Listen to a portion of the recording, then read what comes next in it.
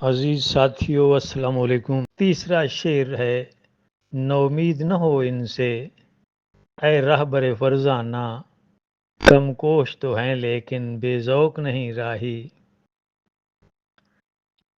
رہبر فرزانہ، اے عقل مند رہنما،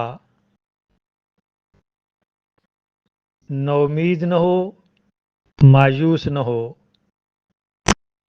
علامہ صاحب اپنے اس عہد کے ان مسلم رہنماؤں سے مخاطب ہیں جو یورپی استعمار کی آزادی کے بعد احیاء اسلام کی تحریکوں کے ساتھ کسی نہ کسی طرح سے وابستہ تھے۔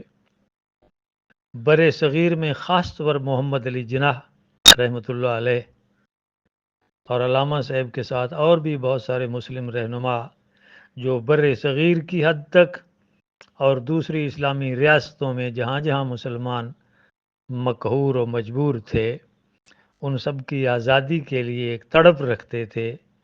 ان سب رہنماؤں سے خطاب محسوس ہوتا ہے کہ انہیں حوصلہ دلا رہے ہیں، انہیں تسلی دلا رہے ہیں، انہیں دلاسا دے رہے ہیں کہ اگرچہ ان کے مخاطب لوگ کم کوش ہیں، کم کوش سست کو کہتے ہیں، جو محنت سے جی چرائے، جو سخت کوشی سے دور رہنے کی کوشش کرے، جو تن آسان ہو گیا ہو۔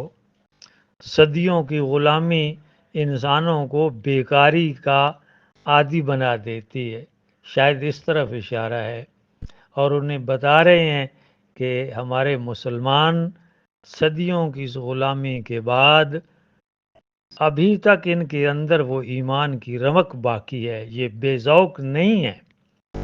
ان کے ایمان کی ان تاروں کو اگر کوئی اپنے مضراب سے چھیڑے تو ان میں اب بھی وہ سوز موجود ہے، وہ ساز موجود ہے، اس لیے نا امید نہیں ہونا چاہیے۔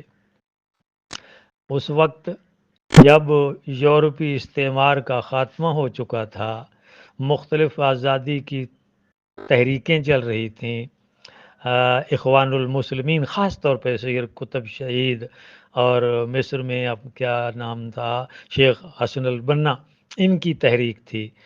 تو یہاں بر صغیر میں بھی بہت سارے ایسے رہنما تھے جو مسلمانوں کی آزادی اور آزاد اسلامی ریاست اور مسلمانوں کی نشاط ثانیہ کی خواہش رکھتے تھے۔ انہی کا اپنا ایک شعر ہے: کتاب ملت بیضا کی پھر شیرازہ بندی ہے، یہ شاخ ہاشمی کرنے کو ہے پھر برگو بر پیدا۔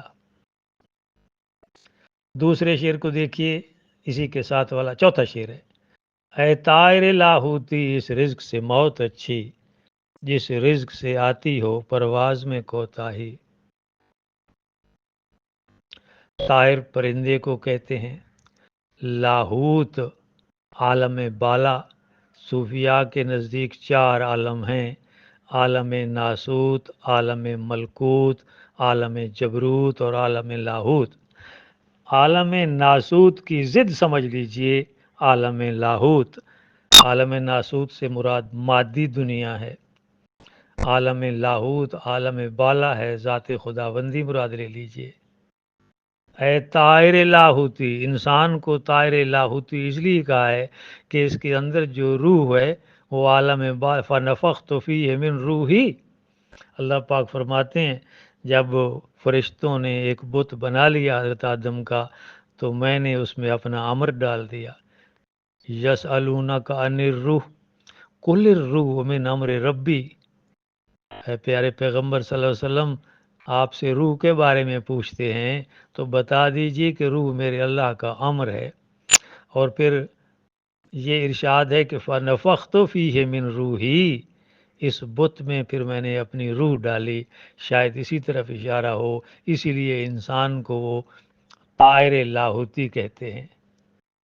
اب خاص طور پہ اسلامی تہذیب میں اور اسلامی تربیت میں ایک خاص چیز جو ہے وہ رزق حلال ہے۔ نبی کریم صلی اللہ علیہ وسلم نے رزق حلال کمانے پہ بہت زیادہ تاکید کی ہے۔ حرام کا ایک لقمہ کئی دنوں تک کی دعا کی قبولیت کی راہ میں رکاوٹ بن جاتا ہے۔ ایک مزدور کے لیے حضور صلی اللہ علیہ وسلم کا یہ فرمان کہ ہاتھ سے کمانے والا تو اللہ کا دوست ہے، الکاسب حبیب اللہ۔ ایک صحابی سے آپ نے کہا تھا نا کہ لکڑیاں کاٹ کے گزارا کرو بھیک مانگنے کی بجائے، قیامت کے دن تمہارے چہرے پہ بھیک مانگنے کا داغ نہ ہو۔ تو یہ رزق حلال سر دیں صدقے مقال عقل حلال، خلوت و جلوت تماشائے جمال۔ اور انہی کا اپنا شعر ہے، دل کی آزادی شہنشاہی شکم سامان موت، فیصلہ تیرا تیرے ہاتھوں میں ہے دل یا شکم۔ تو اس شعر میں رزق حلال کی تلقین کی جا رہی ہے ایک عام انسان کو بھی، اور خاص طور پہ مسلمان کو، کہ آپ کا زیادہ تر جو تھا خطاب وہ امت مسلمہ کے نوجوانوں سے تھا۔ جزاکم اللہ خیر۔